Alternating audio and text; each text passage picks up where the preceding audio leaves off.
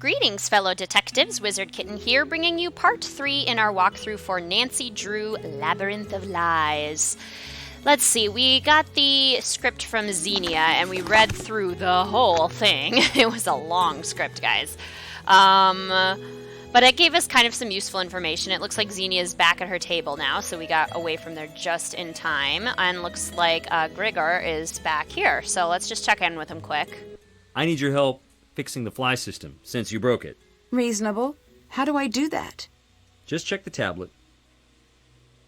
Can you show me how to run the light board? I'd love to, but I really don't have the time. You'll find a book on it somewhere. Why do you think Xenia keeps making your role bigger? Would you stay out of my things? Okay. I have no idea, honestly. Maybe she just likes keeping you busy. I have to go. I love how Nancy's like ultra offended, like okay, when he's like very reasonably like, hey, don't like touch my stuff and go through my bag. It's pretty reasonable, Nancy. You don't need to be nearly as cranky. Greek mythology, the Great Books Initiative. Tartarus and the Underworld. Following their deaths, souls had to pay an obulus coin to the ferryman Charon for passage across the river Acheron. Sorry if I'm butchering all of these pronunciations. Let me know in the comments down below what I'm saying incorrectly, or correctly if you want to give me a compliment. Either way, on the far side of the river, they arrived at the gates to the underworld, which were guarded by the three-headed dog Cerberus. After passing through the gates, souls wandered the underworld until they stood before, oh boy, Rhadamanthus, Minos, and Icos, the judges of the dead. Once the soul was judged, they could either enter the gates to Elysium if they had lived an exemplary life, or Tartarus if they needed to atone for their transgressions.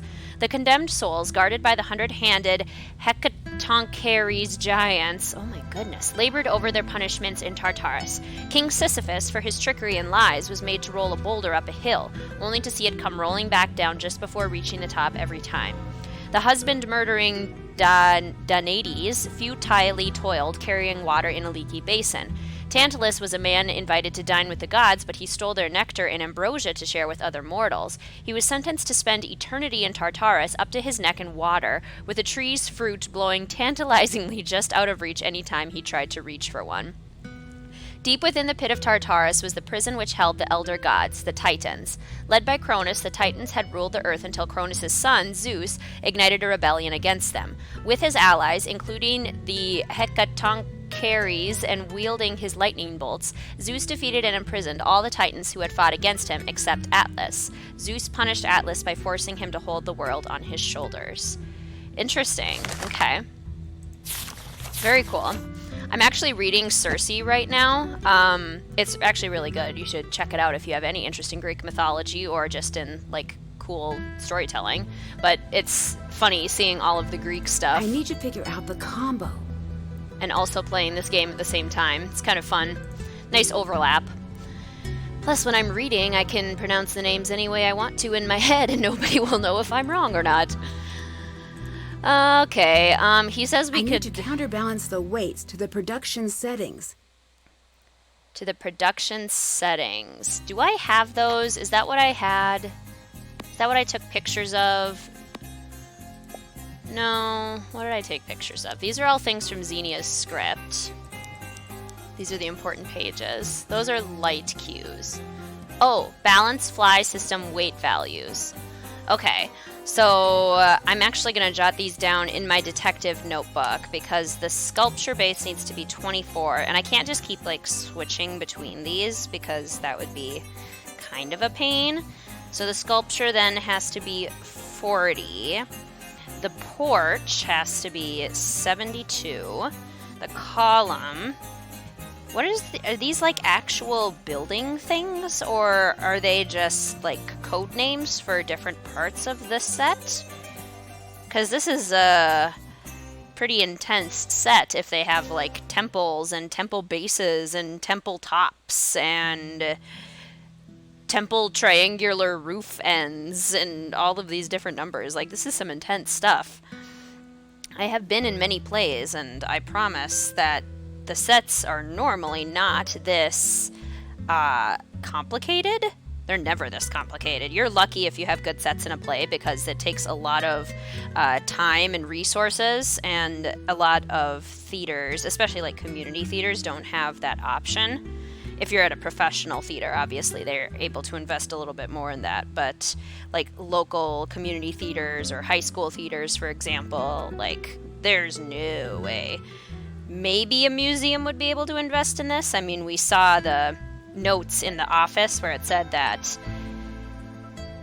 the director was able to kind of strike a deal for this. They're testing out this new system, but I mean, still, it's a lot. Okay. Oh gosh. Stylobate, entablature, peristyle, plinth, pediment, and portico. Excuse me?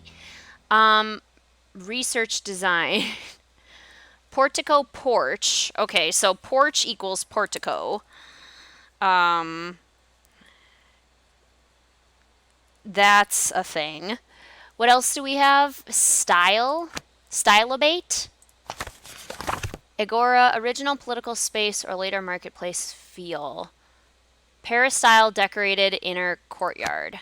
So a peristyle is an inner courtyard. Courtyard decoration. Okay, that equals the peristyle.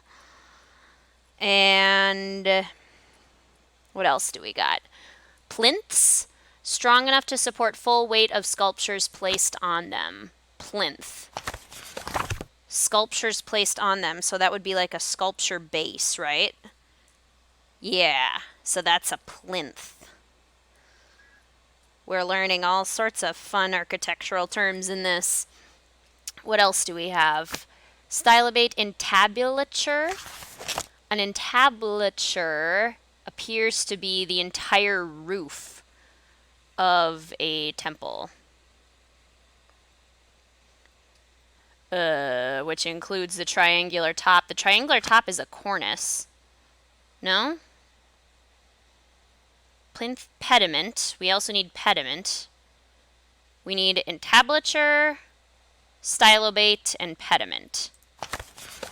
A stylobate. Okay, this is the stylobate. That looks like a step. Throne? Sculpture? Column? Temple base? Oh, probably temple base, right? That would be a stylobate, because it's way at the bottom. Okay. Good thing we found this. You're so lucky, Nancy. Okay, an entablature is like the entire top of the temple. So it's not the base. Is it just like temple top? Probably, which would be 120. That equals the entablature. Let's go with it for now. And if it doesn't work, then that'll probably be the one that's wrong. And then, what was the last one we needed? Pediment? What's a pediment? That's the triangular top, right? Sculpture column. Yeah, that would be the pediment.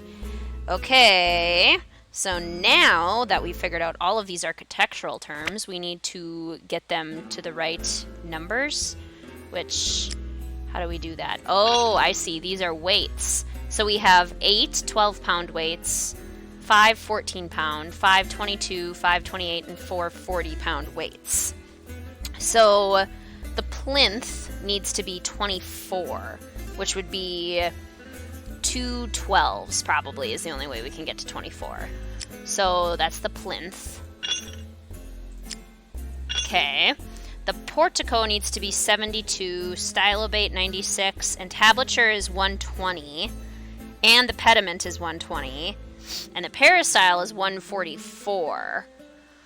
So that's a heavy one. Portico of 72. How could we get to 72 using some of these smaller ones? 44, 66. It'd be 88 if we had 4 of them, but what if we had 66 plus 12? No, because then we're 8 away. What if we do 44 and then 58? Let's maybe try that. Okay, so this is for the portico. So we're gonna put 2 of these on, and then 1 of these, and that gives us 58. So to get to 72, we'd need another 14, right? Okay, so that's for the portico. That's pretty good. Stylobate, 96. Could we just use a bunch of 12s? 2, 3, 4, 5, 6. That gets us up to 72. And then up to 96 would be like a 14. That's 86. Just kidding. I can do math, I promise.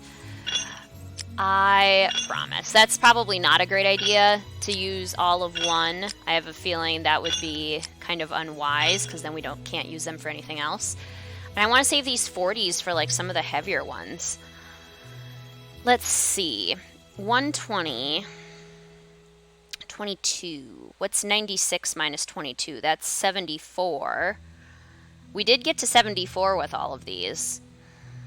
Is that a dumb idea? Is it a dumb idea to use all of these and then get up to 74? I mean, we're not going to use them anywhere else, right? So that's... Oh, that's 96. That's not even the right number. That'd be 98. That'd be 88.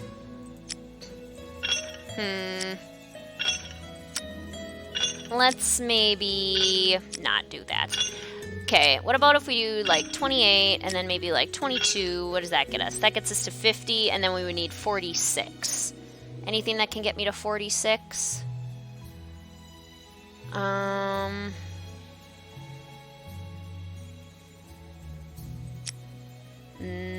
That's 62. That's 74. That's 86. See, 86 is not enough. We do like a 14, that gets us to what, 64? And then we would need...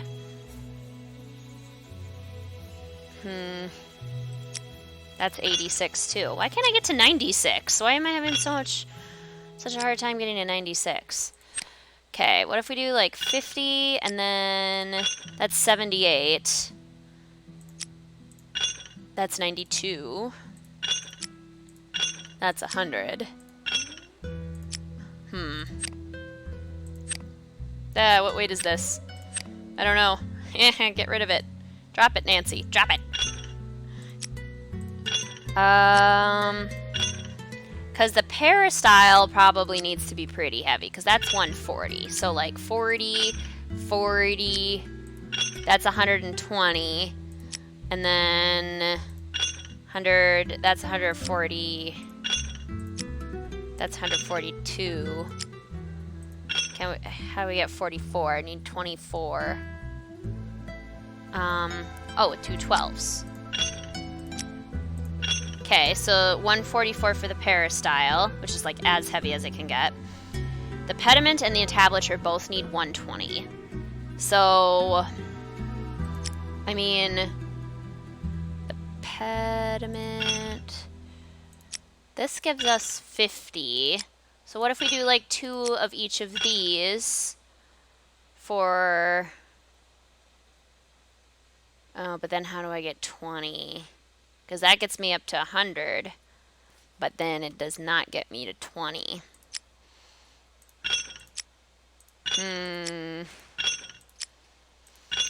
50.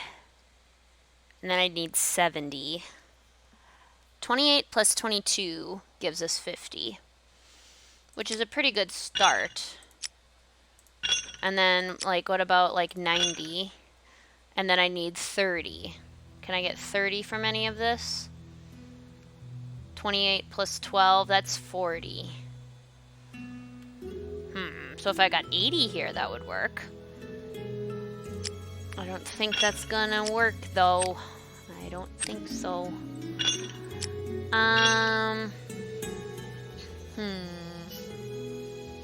We need 120 and we need 96. 120 twice and 96. What if we do... I mean, what if we do a bunch of 28s? What does that get us? 84, 112, and then I need 8. I wish there was an easier way to do this. Let's see. 22 gets us to... 3 of those would get us to 66, but then we need 30, and we can't do that. This gets us to 26. So if we got something to 70, that would work.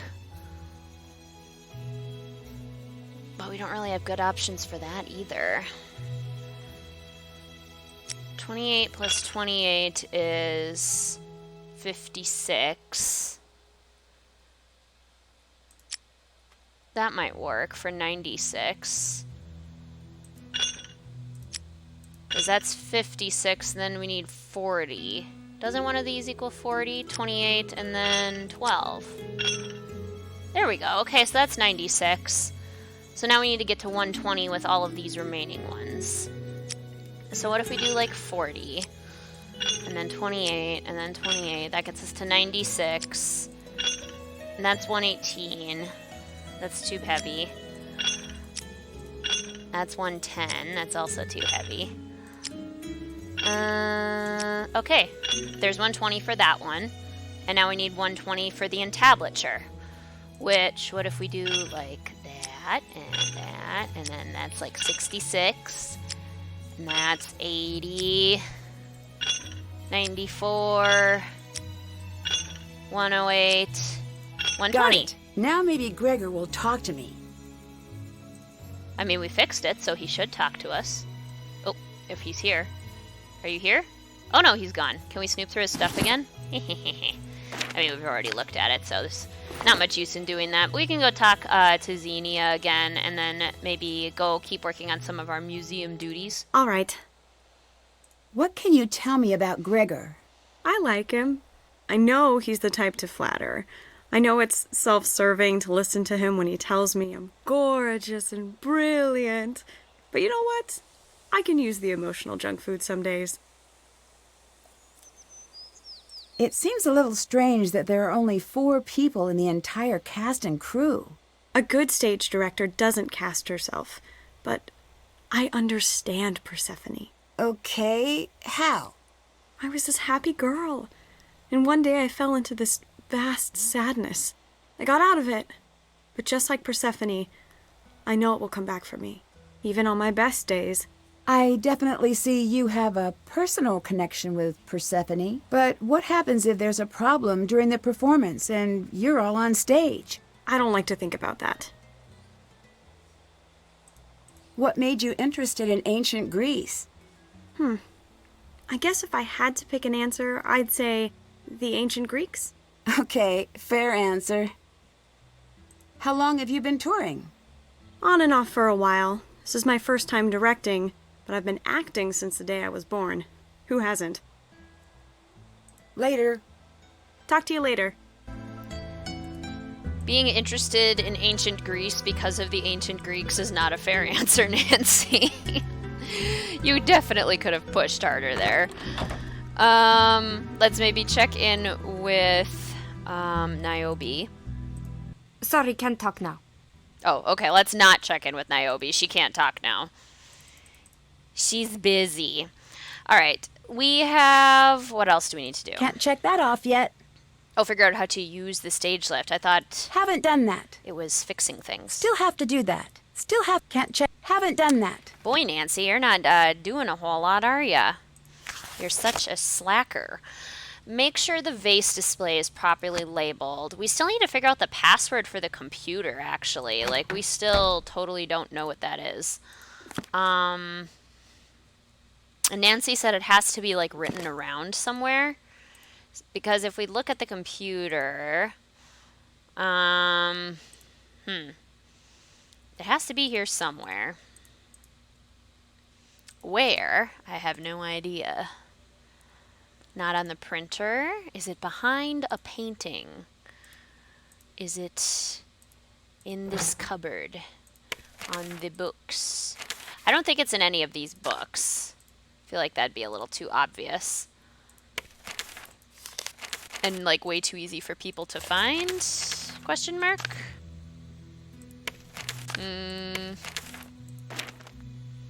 New hire notes. Greece, ancient Greece. Picture in the desert with the camel.